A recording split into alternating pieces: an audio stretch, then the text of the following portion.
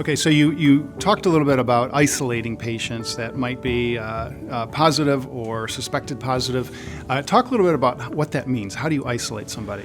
Yeah, so we have developed really two means of isolation. So we have private room isolation, and then we have unit isolation. And so when we identify someone who is positive, who we think requires a lab test to see if they're positive because they have signs or symptoms, or frankly, given this virus and the spread, who may have minimal kind of signs, like low-grade temperature, maybe a cough, maybe they were in the same therapy gym as someone that was positive, those individuals we look at isolating. And so once we've identified a positive exposure, so let's say an employee tested positive or one of our patients tested positive, we change the approach in the facility, and really out of an abundance of caution. And so we go back and we say, all right, not only is everyone going to be masked, meaning our employees are all masked, now we're going to do twice daily checks on our employee temperatures, every shift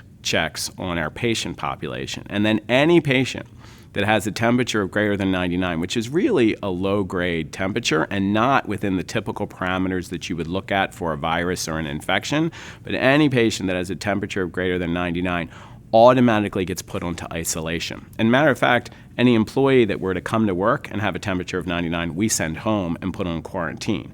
And that's simply because we're trying to decrease the risk of spread. And so once we've seen that there's a positive exposure, even though we may think it's minimal that it's spread throughout the facility or to our employees, we're going to go to an extreme measure to try and protect everyone. And that's responsible for us to do. It's the right thing.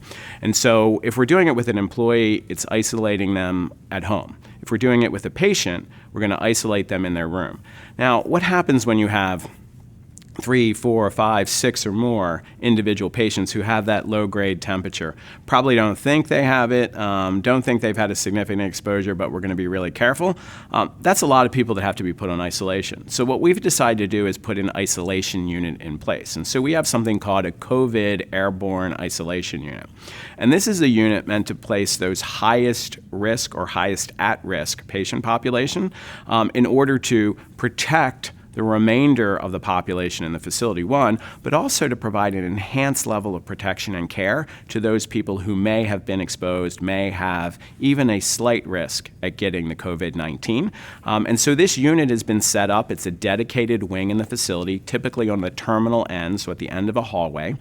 We set up what we call an antechamber, a very common practice to utilize in infection control. It is an industrial plastic wall that is set up. There's actually 2 walls that are set up with a chamber in between. So think of it like a vestibule of your home, right? It's a place that people walk into, they take their coat off, they get ready to walk into the remainder of the household. So in this environment, it's a place where we put on our personal protective equipment. Maybe we bring in things that are going to go into the unit, and we want to sterilize them before they go in and sterilize them before they come out. It's a chamber that allows for a transition, almost a safe chamber, I guess is a way to describe that. And so there's an industrial plastic wall. It has a zipper door. And I wash my hands before I open that, because we wash our hands frequently now, more so than ever. I unzip that wall. I walk into the chamber. I zip the wall back up. I go into the bathroom, which is in the chamber. I wash my hands again. I then don my personal protective equipment.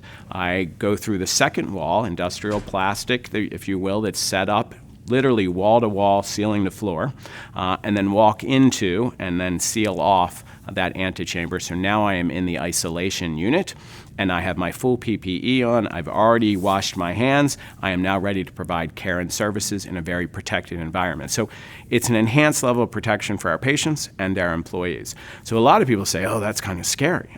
Actually, there's probably no safer place on the planet than our facilities when we put those in place.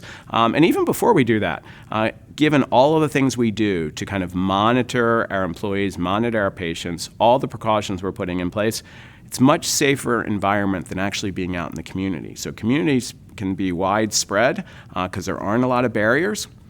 In-house, there are a lot of barriers. Okay, that's really helpful.